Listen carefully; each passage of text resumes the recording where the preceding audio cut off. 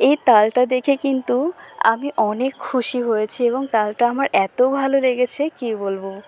So hello everyone, কেমন আছো তোমরা সবাই? আশা করছি অনেক ভালো আছো, আর আমিও ভালো আছি। সো আজকে অনেক দিন পরে একটা ব্লগ ভিডিও নিয়ে চলে আসলাম। আর এই যে তালগুলো দেখছো, তাল দিয়ে হবে আজকে বড়া পিঠা। তালের সিজনে যদি আমরা বড়া পিঠা না খাই, তালের পিঠা, তো সেটা কেমন একটা লাগে বলো তো। আমাদের বাড়িতে তো প্রত্যেক বছরই হয়, যখনই তালের সিজন আছে। তাল আমরা এমনিও করে খাই, নারকেল দুধ এসব দিয়ে করি, আর মুড়ি দিয়ে খেতে তো অসাধারণ লাগে ওটা আমার কাছে। আর পিঠাটাও, তালের পিঠাটাও হয়। মা যখন ছিল তখন মাও করতো, আর এখনও হয়। তো এই বছরটাই প্রথম মাকে ছাড়া কাটাচ্ছি। তো কী করব, ভাগ্যের নিয়তি হয়তো এটাই ছিল, এটাই হয়তো ছিল। মা আমাদেরকে ছেড়ে চলে যাবে, তাকে ছেড়ে আমাদেরকে থাকতে হবে। সো যাই হোক, অনেক দিন পরে একটা ব্লগ করছি। অনেক অনেক মন খারাপ থাকে, অনেক কষ্ট থাকে, রোজ ভিডিও করতে পারি না, তারপরেও চেষ্টা করি করার। তো দেখো, তালটা আমার মোটামুটি এই দিকটাতে প্রায় রেডি হয়ে গেছে। এবার তালের রসটা বের করে নিচ্ছি। আর এইভাবে কিন্তু বের করতে অনেকটাই সুবিধা হয়।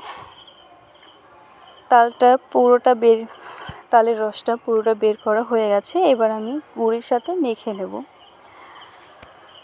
সো এই দেখো গুড়ি, আর এই রয়েছে চিনি। আর হ্যাঁ, আরেকটা কথা যেটা না বললেই নয়, আমার মা কিন্তু আমাকে খুব ছোট্টবেলা থেকে আমাকে সব কাজ শিখিয়েছে। এর কারণটা কি জানো? কারণটা হলো, আমার মা যখন ছোট ছিল তখন কিন্তু আমার দিদা মারা গিয়েছিল।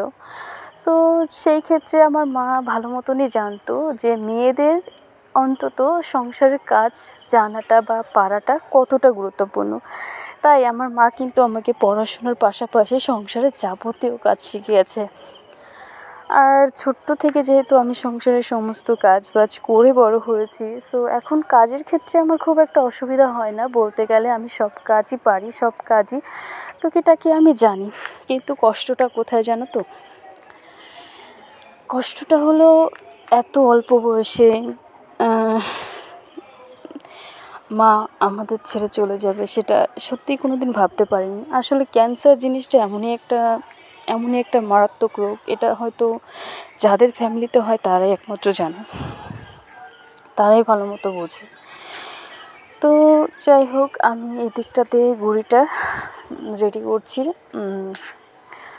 গুঁড়িটা কিন্তু এখানটাতে অল্প করে নিতে হতো, অল্প না মানে একবারে নিচ্ছিলাম না, অল্প অল্প করেই আগে মিশাচ্ছিলাম যাতে সুবিধা হয় মাখতে। আর তালটা একবারে অতটা না দিলেও হতো, একটু কম দিলে ভালো হতো, কারণ আমার এই মাখানোর এই যে মিশ্রণটা, এটা একটু মানে পাতলা হয়ে গিয়েছিলো, গুঁড়িটা আরও লাগতো শেষে যেটা দেখেছিলাম। ওই জন্য বৌদি খুব একটা দেরি করেনি, সাথে সাথে আমার যখন এটা মাখা হয়ে গেছে তার কিছুক্ষণ বাদে এটা ভেজে নিয়েছি। কিন্তু অন্য টাইমে মাকে দেখতাম এটা মেখে অনেকক্ষণ রেখে দিত, 4 থেকে 5 ঘন্টা রেখে দিত, তারপরে গিয়ে ভাজা হতো। আর এই দেখো, এইখানটাতে হচ্ছে আমার ডোটা তৈরি করা হয়ে গেছে। এবার ঢাকনা দিয়ে রেখে দেবো। আমি তো ভেবেছিলাম অনেকক্ষণ রাখা হবে, কিন্তু দেখলাম বৌদি বললো যে এটা অনেকক্ষণ রাখলে আরও নরম হয়ে যাবে, আরও পাতলা হয়ে যাবে। সো ওই জন্য ভাজা শুরু করে দিয়েছে, ভাজাও হয়ে গেছে। এই জায়গায় দেখো, প্রচণ্ড ভালো হয়েছে খেতে, আর এত সুন্দর নরম হয়েছে। আর এগুলো যখন গরম থাকলে কিন্তু আরও বেশি ভালো লাগে খেতে। তো তোমাদেরকে একটা ভেঙে দেখায়, দেখো ভিতরে পুরো তালে একদম হলুদ, খুব সুন্দর লাগছে। তো তোমাদের সাথে দেখা হচ্ছে নেক্সট ব্লগে। বাই।